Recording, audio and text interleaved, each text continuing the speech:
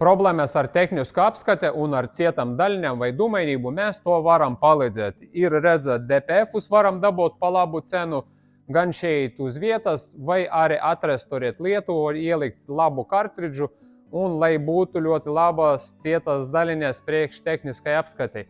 Tā kā šitai mašinai Volvoi bija pāri 2 miljoniem, tagad tehniska apskate bija 4-5 tūkstoši cietas daļiņas tikai.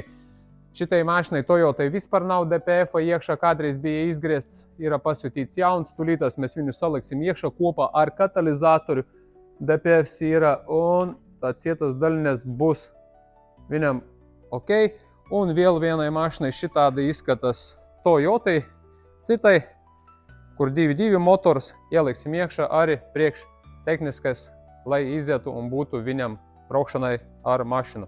Ja vajag palīdzību saistībā ar cietam daļiņām, DPF vai gēru ADW, mēs ne tikai izņemam ārā DPF-us, bet arī varam uzstādīt atpakaļ, atgriezt atpakaļ oriģinālu programmu, uztaisīt tā, kā piemēram bieži vien ir atprogrammēts ADW, un DPFs izprogrammēts. Tad ielikot iekšā atpakaļ DPF-u, mēs varam ieslēgt, lai reģenerācija notiektu un izprogrammēt ADW, jo ADW atprogrammēšana tehniskas apskates iziešanai neietekmē.